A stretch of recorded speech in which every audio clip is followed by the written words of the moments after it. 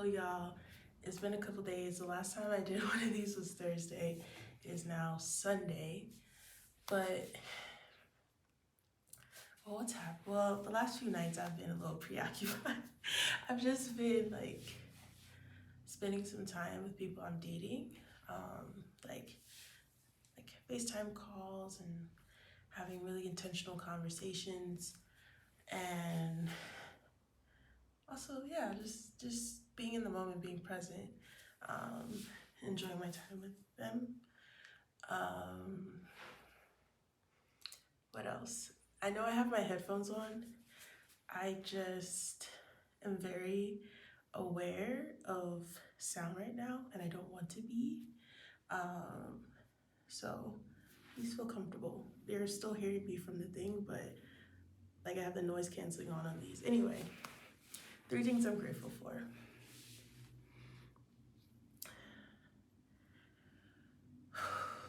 I'm grateful for the, how do I explain this? Like, um, I don't know how to explain it, but I'm grateful for the ability to try again. Whether it's small things like I made some chicken the other day that didn't come out that good, but then I made some chicken tonight that was really bomb, like really good. So from that to also in relationships, in career, I just feel good to be able to have the option and the space to try again. That feels really special. Number two, second thing I'm grateful for is water. I feel like I don't appreciate water. I see the water bottles over there, but I feel like I don't appreciate water enough. Like, not only is it really delicious, but I just really am grateful for like such a thing. And I know that's controversial in a way because it's like our water and the climate change and all these things, but I'm grateful to have water to drink. And I don't take that for granted. At least I try my best not to. Excuse me. Third and lastly, I'm grateful for my ability, like my dedication to being me and like being seen, and I think especially being out as queer and trans. Like, I just want to say being out, number one, is a privilege, but also number two, I don't think it's a requirement, but I feel like I've cultivated a life where it's like I'm gonna be me regardless, and the people that fit or align with that will be there, and the people that don't, that's fine too, because it's like, I don't know, I'm not gonna say like my self-esteem and all that, like the things I've worked through around self-worth and all these things are just magically gone, but I feel like I've gotten to at least a point now where it's like, this isn't negotiable. Me being me, and I think especially after I had to sit with, and still am sitting with, the grief of some of those people I had to disconnect from being my blood family. I feel like it's like those were some of the last people that I was accepting this space that forced me to compartmentalize myself or piece myself or like make myself smaller or like, what's the word? Like shapeshift. And it's like, this is the last place in my life that I'm still doing this. And once I realized I wasn't willing to do that anymore, and that was like my family, like the people that helped raise me, that showed me all the care that they could, that did the best they could to give me a life that was better than the ones they had, and one where I had the opportunity to dream, which I think is super important. Even if it wasn't within their confines of like, go to college, do this, do that, you know what I mean? That type of thing. It's still like, they're like, no, but you can do what you put your mind to. And that's something my mom always said to me. once I had to deal with the separation of that relationship, or like disconnect from that, or detach from that, in a way, I'm still always gonna be attached to them. Once I did that, like, there wasn't any other space I was willing to allow myself to be fractioned. Because if I'm not putting it up with them, why would I put up with it from them? Why would I put up with it from anyone else? Who's a person on the internet or whatever? And I'm not saying this in a way to like tell anyone else what to do, but I'm just saying, like, right now in this moment, I just feel grateful to, at least in this one way, have this unshaking connection to self.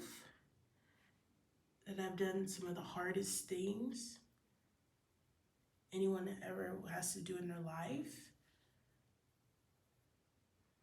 and chose myself, and lost people in my life, I hope temporarily, that don't allow me to be me, that don't allow me to be full and authentic. And I don't even mean that just in the sense of being queer and trans. I mean that in a way of like how deeply I love, and how intentional I am with not only how I show up and how I express myself, but how I speak, the ways how I'm so, I'm very emotional, and I don't take my emotions for granted. I see them, my feelings are gifts. They're giving me insight into so many things. So it's like before I was even trans, it was that grieving of like, me being all of me forces you to see parts of yourself that you still need to heal, that you still need to be with. And I'm grateful for people in my life, unfortunately even some that are no longer in my life, for teaching me that it's safe to be me, but also just like it's safe to show me, and I can trust myself to make the decision that if I don't feel seen, that I know and I can walk away from a situation, a person, a place, whatever the case may be. I'm not saying I have it all figured out, actually far from it. And part of my biggest challenge is staying in my own way. But I just feel like in this moment, I just want to say I'm proud of myself, because not many people could do what I'm doing.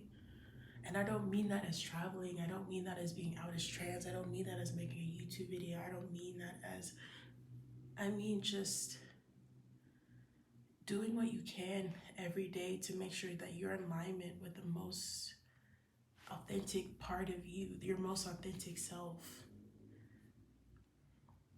And I want to acknowledge that as a privilege that I've cultivated for myself, to be able to live a life that's not perfect,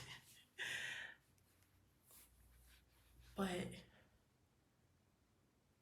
at times I'm able to have a say and autonomy in the pace of my life.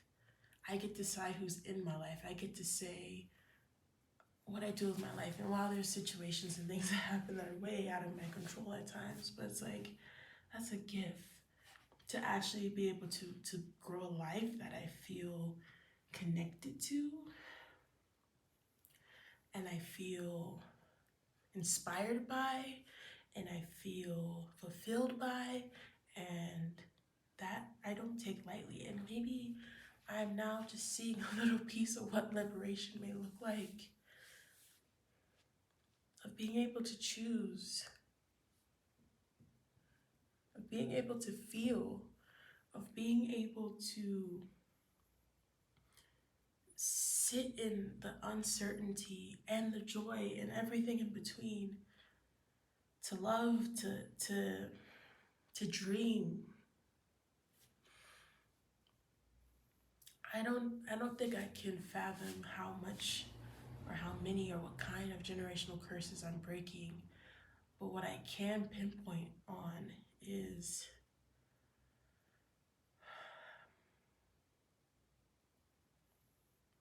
I am healing some of my ancestors who never got to dream. They never got to live a life that they wanted. They never got to leave survival mode. They were born into a world that hated them, and they left the world thinking that the world hated them still. And not saying that the world doesn't hate me in very societal ways because of the identities I hold and who I am. But I'm not gonna leave this world thinking that all there was is hate, because that's all I experienced. I am determined to live a life of love. I'm determined to live a life of connection and growth and alignment and ease and flow and heart and groundedness and freedom and fluidity and openness and spaciousness. And I am determined, even if it takes me to the last dying day to get that, I'm determined to it. But I feel like I'm feeling parts of it right now. But if I died in the pursuit of what was most authentic to me, then I did all I could. And that's a gift, to know that you didn't have any regrets, that you did all that you possibly could. You lived as fully as you possibly could. You had enough audacity to live a life that you wanted to live in a world that tells you the life you're supposed to, that tells you how you're supposed to live. You lived a life of joy in a world that tried to rip it from you every day.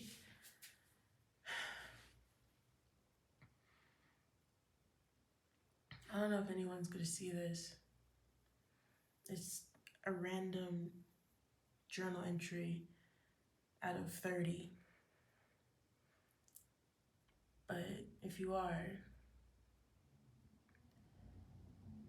I'm not gonna tell you it's easy. These last 2 or 3 years of my life have been difficult, have been hard, but it's been worth it. Even the most emptiest sorrows and the deepest pains that I've felt over the last few years of going broke and leaving my family and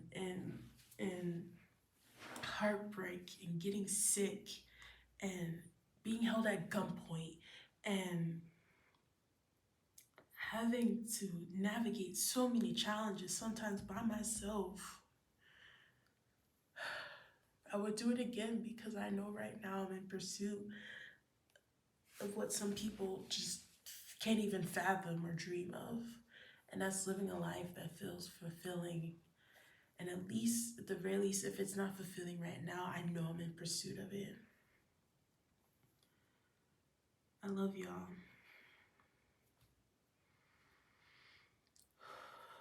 Thank you for the space to share, but most importantly, thank you for the space to be real, to be me, to be human. Thank you for hearing me, and I'm grateful for every single one of y'all. I love y'all so much. Peace.